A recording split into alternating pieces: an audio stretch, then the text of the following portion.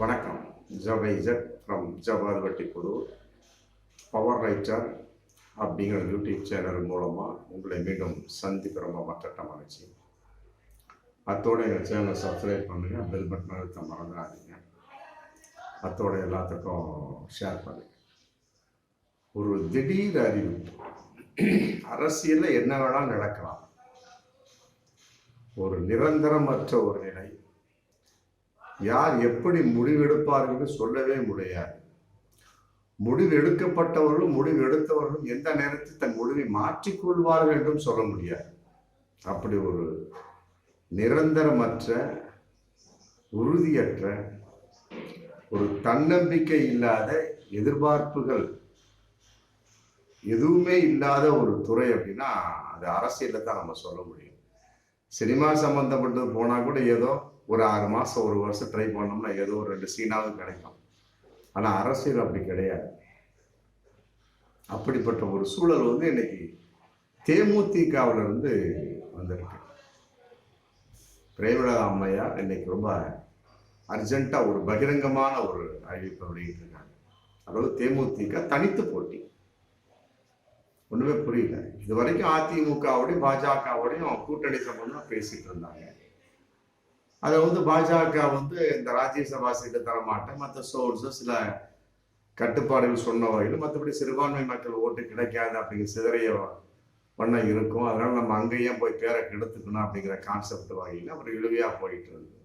அப்புறம் அதை கட் பண்ணாங்க. அதுக்கடையில் அதிமுக சம்பந்தப்பட்ட பிரமுகர் வேலுமணி, தங்கமணி, பெஞ்சமின், சோன்சோ, முனுசாமி எல்லாம் போய் நேரடியாக கோயம்பேடு அலுவலகமே போய் இது வளசரவாக்கம் வீட்டுக்கே போய் சால்வியை போட்டு கூட்டணிக்கு ஒப்பந்தம் போடக்கூடிய ஒரு சூழலாக இருந்தாங்க அதிமுக.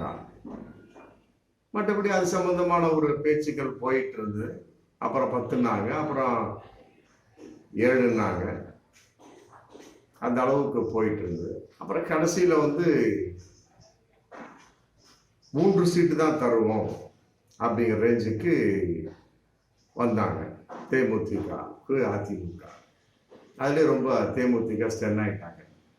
நாங்கள் கேட்டது 7 தொகுதி, ஆல்ரெடி 5 தொகுதி ப்ளஸ் ராஜ்யசபா சீட்டு ப்ளஸ் ஸ்வீட் பாக்ஸு பணம் சம்மந்தப்பட்ட மாதிரி. Right, okay. அதுக்கு சைடில் பாமக டச் பண்ணிக்கிட்டே இருந்ததுனால உங்களுக்கு 5 சீட்டு கொடுக்குறோம்,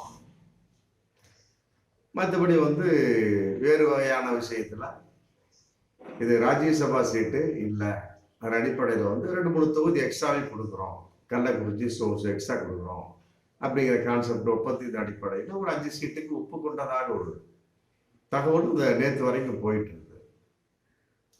அதிமுக கூட்டணி நுழைந்தால் தேமுதிகவுக்கு 5 சீட்டு, ராஜ்யசபா சீட்டு கிடையாது, மற்றபடி பணம் இதெல்லாம் உண்டு, ஸ்வீட் பாக்ஸ் மற்ற சோர்ஸோ ப்ளஸ் பாமக வரவில்லை என்று சொன்னால் உங்களுக்கு 2-3 சீட் எக்ஸ்ட்ரா சேர்த்து தரோம் அப்படிங்கிற கான்செப்டில் ஒரு ஒப்பந்தத்தின் அடிப்படையில் போச்சு.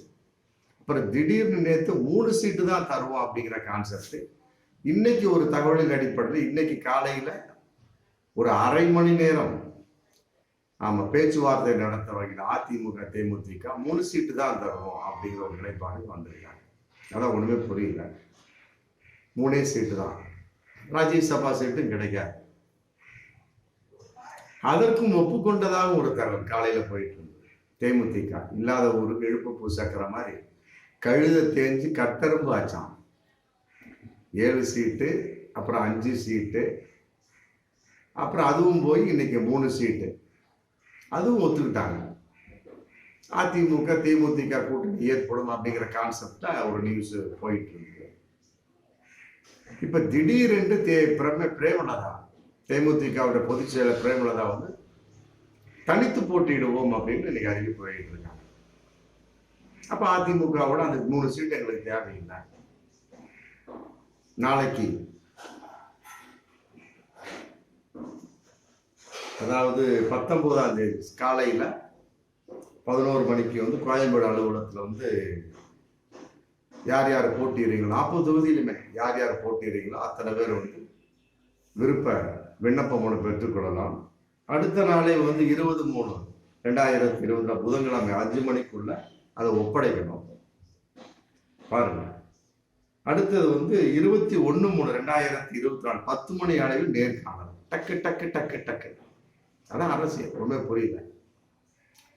19ஆம் தேதி விருப்பமனு பெற்றுக்கொள்ளலாம் கோயம்பேடு அலுவலகத்தில். 20ஆம் தேதி பூர்த்தி பண்ணி கொடுக்கப்படக்கூடிய கடைசி நாள். 21ஆம் தேதி நேர்காணல்.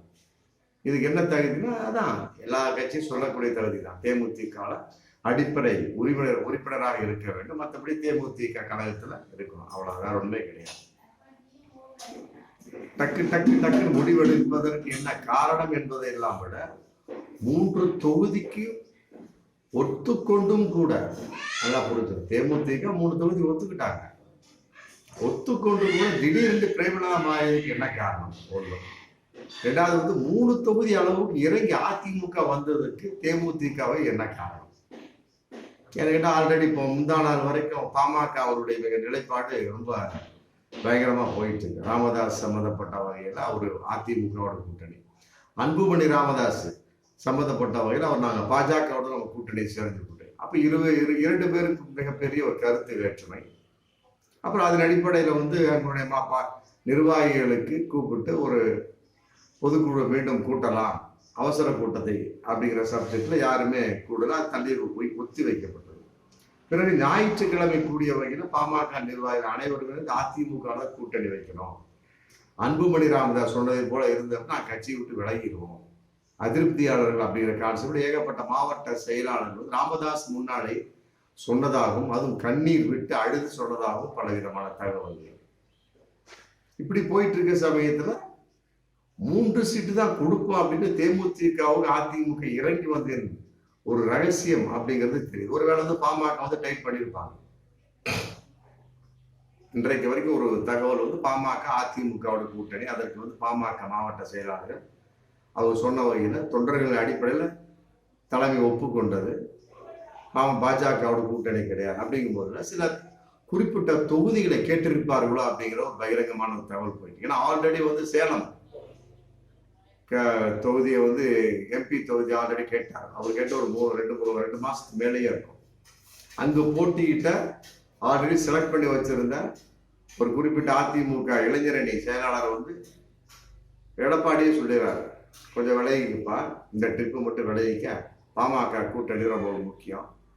ஆமா, அதன் அடிப்படையில் நம்ம செயல்படாது சொன்ன உடனே அது விளையிடுறாங்க. அங்க இருக்கக்கூடிய எம்எல்ஏ கூட வந்து அது சம்பந்தமா 2 பேர் பேசுறாங்க. 2 பேரும் மாமா மச்சம் சேர்ந்தவங்க தான். அதன் அடிப்படையில் வந்து பேசக்கூடிய சமயத்தில் அன்னைக்கே சொல்லிட்டாங்க.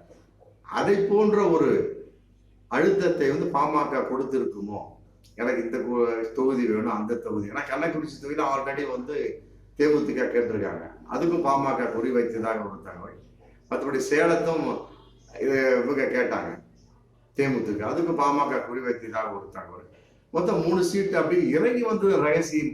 அப்படிங்கும் போது ஒருவேளை தேமுதிக கூட்டணி நமக்கு தேவையில்லை என்று அதிமுக ஒதுங்கி கொண்டதோ, எப்படா அதை நம்ம வாயில சொல்றது அப்படிங்கிற கான்செப்ட்ல நம்ம மறைமுகமாக எப்படியா சொல்லி விடலாம். இல்லைங்க 3 தொகுதி தான் வரும் அப்படிங்கிற மாதிரி சொல்லியிருக்கலாம் அப்படிங்கிற ஒரு பகிரங்கமான ஒரு தகவலும் போயிட்டு இருக்கு. அதே நேரத்தில் பாமகவுடைய நெருக்கம் கொஞ்சம் நெருங்கி அதிமுக வந்ததுனால அவங்க வந்து டைப் பண்ணியிருப்பாங்க, எங்களுக்கு இந்த தொகுதி வேணும் அப்படின்னு. அதான் நிதர்சனம் உண்மையா இருக்கணும். அது தேமுதிக கேட்ட தொகுதியா இருக்கும். அப்ப அதை கொடுக்கல அப்படியே பாமக ஒரு விலகலா போகக்கூடிய வாய்ப்பு. ராமதாஸ் வந்து ரொம்ப சவுண்டா பேசியிருப்பாரு. ஆமா, ஏன்னா 2மே வந்து சமூகத்தின் அடிப்படையில இருவருமே வந்து ரொம்ப நெருக்கமானவர்கள். அதன் அடிப்படையில் சமூகத்தின் ஓட்டத்தை அவங்க எதிர்பார்த்துட்டு இருக்காங்க. அதன் அடிப்படையில வந்து பாமக நிர்வாகிகளுடைய ஒரு பேச்சும் அவருடைய விருப்பத்தின் அடிப்படையில் இன்னைக்கு வந்து பாமக தன்னுடைய நிலைப்பாட்டை மாற்றிக்கொண்டு அதிமுக சேரக்கூடிய ஒரு சூழல். அது 100% உறுதியான விஷயமா தான் இன்னைக்கு போயிட்டு. ஆமா, மற்றபடி வந்து தேமுதிக 3 சீட்டு தான் தருவோம் அப்படிங்கிறதுக்கு உண்மையிலே ஜீரணிக்க முடியாத ஒரு விஷயம். அதை பார்த்து தேமுதிக பிரேமலதா பொதுச் செயலர் என்ன பண்ணிட்டாங்க, டக்குன்னு இன்னைக்கு அறிவிச்சிட்டாங்க. 7 சீட்டுனாங்க, 5 சீட்டுனாங்க, 3 சீட்டுனாங்க, அதுக்கு ஒத்துக்கிட்டாங்க தேமுதிக பிரேமலதா. அப்புறம் பார்த்துருக்காங்க நம்முடைய தன்னம்பிக்கை யாரோ வேட்டு வைக்கிறாங்க, மற்றபடி ரொம்ப சீரியஸாக போயிட்டு இருக்கு. இல்லை வேற விதமான ஃபோன் கால்ஸ் வந்திருக்கும். 3 தொகுதி தர்றோம் தேமுதிகவுக்கு, அது குறிப்பிட்டு நாங்கள் கொடுக்குற தொகுதி தான் நீங்கள் நிற்கணும் அப்படின்னு டைப் பண்ணியிருப்பாங்க. அதான் நிதர்சனமான உண்மை. ஏன்னா அந்த தொகுதி பாமக கேட்டிருக்கோம். அப்போ வந்து தேமுதிக கொடுக்க முடியாது. அப்போ பாமக முக்கியமா தேமுதிக முக்கியமா? இரண்டுமே தேவை என்கிற பட்சத்தில் ஒரு நேரத்தில் அதிமுக இருந்தது. பாமக நெருங்கக்கூடிய சமயத்தில் நமக்கு தேமுதிக தேவையில்லை அப்படின்னு இன்னைக்கு கழட்டி விடுறாங்க. அப்போ இன்னைக்கு வந்து தேமுதிக 3 சீட்டுங்கிற சமயத்தில் அதை ஒப்புக்கொண்ட பிறகும் பார்த்துருக்காங்க. நிர்வாகிகளும் மிகப்பெரிய ஒரு விஷயம் நடந்திருக்கும். பிரேமலதா அம்மையார் வந்து தனிப்பட்ட முறையில் முடிவு எடுத்துட்டாங்க. அதெல்லாம் கிடையவே கிடையாது. ஆமாம், அந்த 3 தொகுதி வேண்டாம், விட்டுருக்கு, நம்ம தனித்து நிற்போம் அப்படின்னு சொல்லிட்டு மிகப்பெரிய ஒரு விஷயமா நிற்பது. அப்போ என்ன ஆகுது, மொத்தம் வந்து 5 வகையான ஒரு ஐமுனை போட்டி தமிழகத்தில் மட்டும் நடக்குது. திமுக கூட்டணி, அதிமுக கூட்டணி, பாஜக கூட்டணி, நாம் தமிழர் தனித்து கூட்டணி, தனித்து போட்டி, மற்றபடி வந்து தேமுதிக தனித்து போட்டி. ஆமாம், அப்போ வந்து என்ன, ஓட்டுகள் பயங்கரமா செதறும். வெற்றி அடைஞ்சாலும் கூட தோல்வி அடைஞ்சாலும் கூட மிக குறுகிய ஓட்டு வகையில் தான் ஒவ்வொரு வேட்பாளர் தோல்வி அடைவாங்க, வெற்றி அடைவாங்க. அதே நேரத்தில் வேட்பாளர்களுக்கு கிடைக்கக்கூடிய எண்ணிக்கை கூட ரொம்ப குறைவாக தான் கிடைக்கும். கூட்டணி இருக்கும் பட்சத்தில் லட்சக்கணக்கில் போக வாய்ப்பு இருக்கு. இப்போ எல்லாருமே வந்து 5 வகையா ஒரு அப்பளம் இருக்கு, அது 5ஆ உடைச்சா ஆளு கொஞ்சம் தான் வரும், 3ஆ உடைச்சா கொஞ்சம் பெருசா கிடைக்கும், 4ஆ உடைச்சா அது கொஞ்சம் பெருசா கிடைக்கும். 4ஆக இருந்த ஒரு விஷயம் சீமான் வந்து அவர் ஆல்ரெடி அப்பயே சொல்லிட்டார், எடப்பாடி கூப்பிட்டவங்க நீ எவ்வளவு லட்சம் கொடுத்தாலும் நான் வரமாட்டேன் அப்படின்ட்டார், நான் திருப்பி தான் நிற்பேன்ட்டார். Right, okay. அப்ப 4 வகை இது 4முக போட்டி. இன்னைக்கு வந்து 5 வகை போட்டி அப்படிங்கிற கான்செப்ட் ஐமுனை போட்டியா இன்னைக்கு இருக்கு தேமுதிகவோட சேர்த்து. அப்ப இந்த அளவுக்கு ஒரு நிலைப்பாடு வரக்கூடிய ஒரு சமயத்தில் தேமுதிக வெற்றியினுடைய நிலைப்பாடு எப்படி இருக்கும் அப்படின்னா, என்ன விஷயம், ராஜ்யசபா சீட்டு இல்லை, அந்த 3 தொகுதி கொடுக்கக்கூடிய ஒரு சூழல் இருந்தனால ராஜ்யசபா சீட்டு இல்லைன்னு கூட தேமுதிக ஒப்புக்கொண்டது. ஆமா, டக்குன்னு பார்த்துருக்கேன், அந்த 3 சீட்டு தேவையில்லை, 5 சீட்டு கேட்டது 3 சீட்டு தேவையில்லை அப்படின்னா டக்குன்னு தனிப்பட்ட முறையில் வேண்டாம் என்று ஒதுக்கி விட்டு கேட்ட ராஜ்யசபா சீட்டு வரல, நம்ம கேட்ட தொகுதி 5 தொகுதி உள்ள 3 தொகுதி அப்படின்னா தனிப்பட்டு விட்டுருவாங்க, தோத்தாலும் பரவாயில்லை அப்படிங்கிற மிக தைரியமான ஒரு நிலைப்பாடு இன்னைக்கு தேமுதிக போயிட்டு இருக்கு. உண்மையிலே வந்து இதனால் என்ன ஏற்படும், ஓட்டுக்கள் சிதறும், சின்னாபின்னமாகும், ஜெயிக்கக்கூடிய எல்லாமே குறைவான விஷயத்த ஜெயிப்பாங்க அப்படிங்கிறத பகிரங்கமான உண்மை. ஆமா, இதன் அடிப்படையில் வந்து எந்த அளவுக்கு தேமுதிக வெற்றி பெறும் அப்படிங்கிற விஷயம் இருக்கு. இப்படித்தான் வந்து கடைசி நேரத்தில் வந்து போன சட்டசபை தொகுதியில் கூட இப்படித்தான், சட்டமன்ற தேர்தலில் கூட கடைசி நேரத்தில் வந்து முடிவெடுத்தாங்க. ஆமா, 0.4 ரொம்ப ரொம்ப ரொம்ப குறைவான ஒரு ஓட்டுகள் இது பெற்றாங்க, எதுலையுமே வெற்றி அடையவும் முடியாது.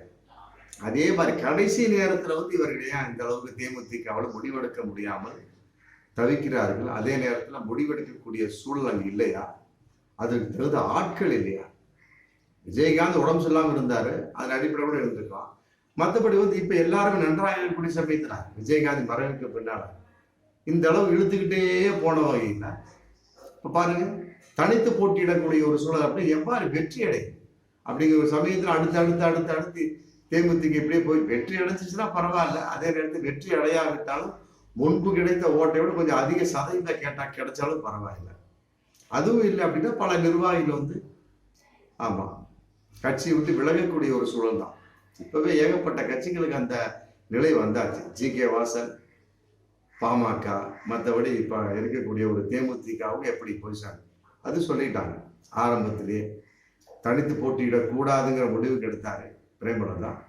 அவன் 4 வகை, திமுகவோட போட்டி, அதிமுகவோட போட்டி, பாஜகவோட கூட்டணி போட்டி, மற்றபடி தனித்து போட்டி. இப்ப எதுலையுமே இல்லாம தனித்து போட்டி அப்படிங்கிற ரேஞ்சுக்கு வந்துட்டாங்க தேமுதிக. எந்த அளவுக்கு வெற்றி அடையும் அப்படிங்கிற விஷயம் மிகப்பெரிய ஒரு கேள்விக்குறி. பார்ப்போம் அடுத்த வீடியோ. நன்றி.